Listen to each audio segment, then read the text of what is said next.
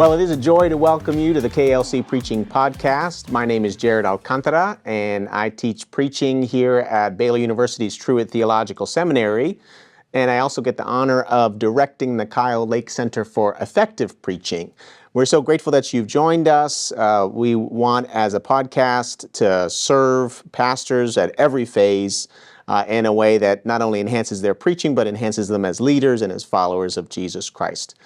I want to say also, it is my honor and my privilege to welcome Dr.Tod Bolsinger to the podcast. It's just such a joy to have you. Welcome. Thanks for being here with us. Thank you, Jared. This is good fun. Oh, well, thank you for coming. Now, one of the things that we're going to talk about is your book, Invest in Transformation. But before we get there, what we normally like to do is just get to know those who join us on the podcast. Yeah. So talk to us a little bit about who you are. Tell us what you're doing now, but also take us back in time. Talk to us about your experience of conversion and your call to vocational ministry, and you pastored for many years, and now you're doing something new that you've been doing for a while. So just talk to us about who you are and a little bit more about where you're from. Yeah, thanks. So I was raised Roman Catholic. My grandfather's name is literally Guido Evangelisti, Guy the Evangelist. I like to joke that I think I'm related to St. Francis somewhere back in there. But when I was in high school, my parents went through a divorce. I ended up in this youth organization called Youth for Christ. It was at a campus life club where someone introduced me to the idea that Jesus could be someone who cared about my life, that I could walk alongside him, that I could have a personal relationship. And I actually became a youth evangelist. I ended up being in Youth for Christ, working with them, doing youth evangelism. And I preached my first sermon when I was 18. So what I realized very, very quickly is that I was being nurtured to preach and teach the Bible. And I ended up at 23 at Hollywood Presbyterian. I was a year out of college, and I was their college director, and I found myself working for one of the 12 greatest preachers in the English-speaking world, according to Baylor University, Lloyd John Ogilve, and was just cultivated to basically become a preacher and pastor, and became a Presbyterian pastor. And for 27 years, that's what I did, and loved every bit of it. And I'm still ordained as a Presbyterian. Love the context I was in. The church I was in, I ended up going and spending 17 years in a little beach community. I literally just wanted to be a parish pastor. Like, this community I loved. I want to raise my children. I want to just have a faithful pastorate. And God gave me the desire of my heart. I was there 17 years. And in the middle of it, I ended up in a little bit of a crisis. And the crisis was odd. It was all the metrics were going up and the morale was going down. And I didn't know what to do. Why were my best leaders in my church checking out of ministry, pulling back, getting cynical and discouraged?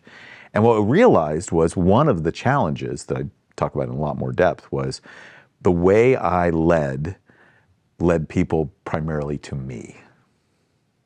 I was a pretty good preacher, and people liked my preaching, and people even said things like, "We come here because we like your preaching." And I realized that without even trying, I was kind of creating what I sometimes sarcastically call Tod Bolsinger Ministries at San Clemente Presbyterian Church. And what I realized is the healthiest people said, "Thank you very much, but we would actually like to invest our lives in something bigger than you." So I had to learn to lead all over again. And it led me into this whole field of what's called adaptive leadership. And it's been since then a 20-year journey that I've been working in this notion of adaptive leadership. And that eventually led me to leave the church. After 27 years of being a pastor, I became a seminary administrator, working at Fuller Seminary, where I'd gotten my MDiv and my PhD. And along the way, just kept coaching and consulting. And now I run a center that researches leadership, and I have a leadership consulting company that works on organizational change, works on leading change. Wow. Well, we'll have to swap stories, because my plan also was to be a pastor until I couldn't be anymore. Yeah. So the saying is, don't tell God about your plans. Exactly. God laughs. That's the surest way. God laughs. Well, so you've had a chance to preach and teach and lead, and now you're also coaching other leaders too. Yeah. Let's talk about how your preaching has changed. Yeah. And it sounds like you already gesture to that too, that you were leading people to yourself instead of to participate in something bigger than themselves. Yeah. So talk to us about how you reframed your understanding of preaching, how you related it to leadership. So how has your preaching changed over all of these years as you've entered these new phases of life and ministry? Yeah. One of the most interesting things about my life today is I now preach 4 to 8 times a year, where I used to preach 50 to 100 times a year, right? And in all those years that I was preaching, 50 times a year, I never preached the same sermon twice. I love the study. I love the learning. I remember I was 15 years into my pastorate, and somebody said, we should do a sermon on the Lord's Prayer. And I said, oh, I did that 12 years ago. like for me, it was the study was so huge. Yeah. Today, however, I have like 4 sermons, and they're really pretty good because I do them over and over and over again. Because now preaching is serving something else. I used to preach for a congregation, and partly I was a younger pastor and I needed to go my own development. And what I was trying to figure out was, when I said I was drawing people to myself, it wasn't that I was so self-focused. It was I didn't know any other way to lead people except to get them to trust me, believe in me, believe the things I'm saying, let's go together. Like I felt like my whole movement of preaching was, come, follow me as I follow Christ, right? It's very biblical. Right. But now what I realize is a lot of my work is to say to people, my job is to help you lead a group of people into probably something you don't even know yet. Like the Spirit is taking us into uncharted territory. We're not going to be experts in the same way. So you have to be able to take people on a journey of transformation that you're going to be transformed alongside them. Now you use the language of transformation, and I love the title, Invest in Transformation, Quit Relying on Trust. And like all these questions come to my mind, especially because sometimes in theological conversations we'll say, well, no, transformation is something God does. Or like when we're having leadership conversations, we'll say, like with Lencioni, we'll say, no, trust is fundamental to a team. You can't do anything else without trust. So talk to us about how your understanding of transformation changed, and then why you think we need to quit relying on trust. What you mean by that? Yeah. So first of all, there is no transformation without trust. Bottom line. If no one's going to trust you to go to some place that's difficult and painful, no one's going to trust you to give up their nets, lay down their life, follow me. Go talk to the person at the well who nobody else is willing to talk to. No one's going to trust you to do those things that Jesus calls us to do. They're not going to take those on if they don't trust who you are.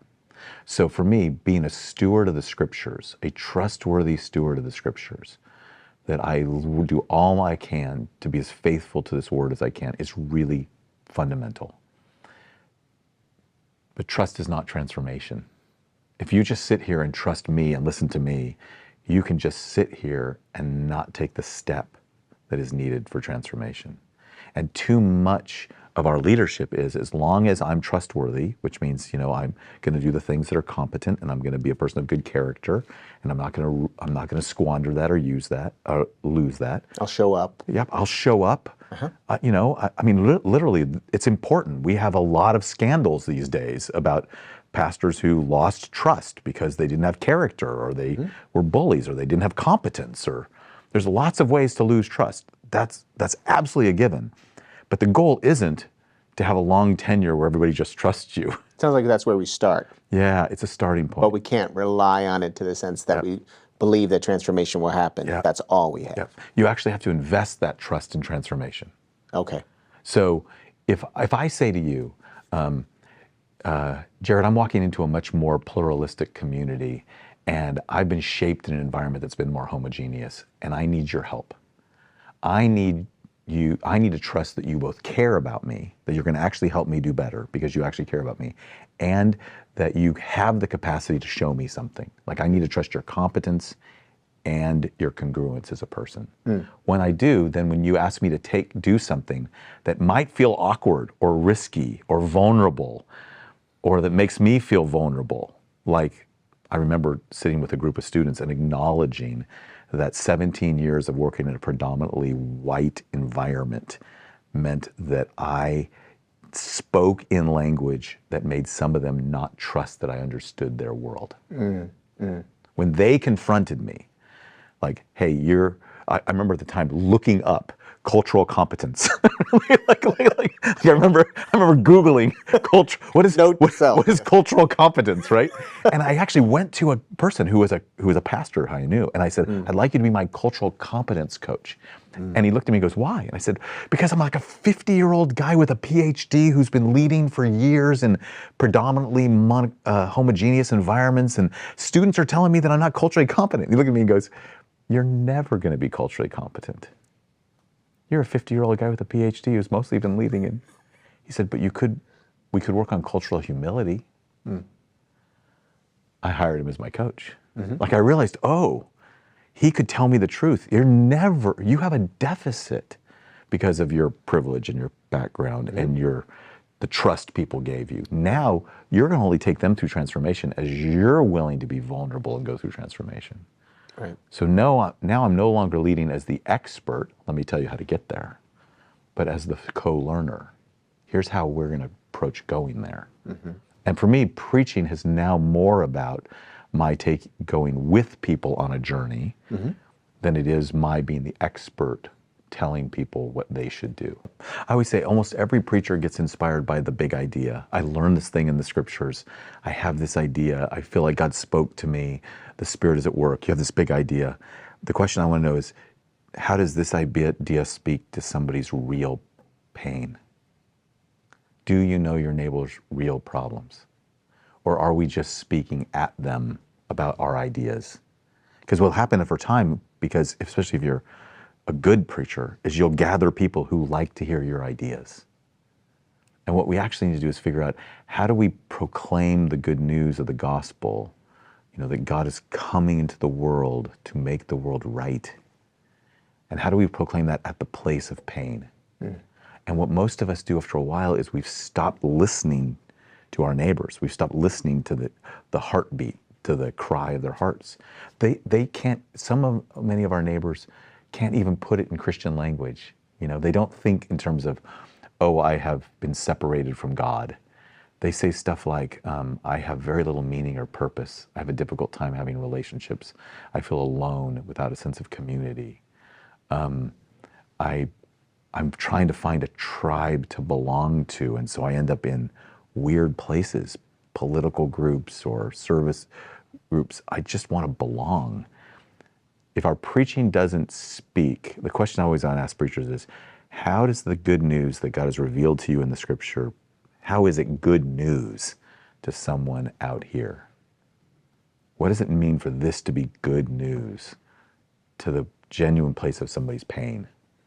And most of us spend much more of our time wanting to make it, instead of good news to someone out here, we want to make it news we all prefer to people in here. Like this was fun to hear, good for us to do. We're all singing on the same sheet. Right. So in the old way of thinking, people might remember things that are true. Yeah. But we haven't actually met them in their pain. Yeah. Or they might understand and have new insights, but not change.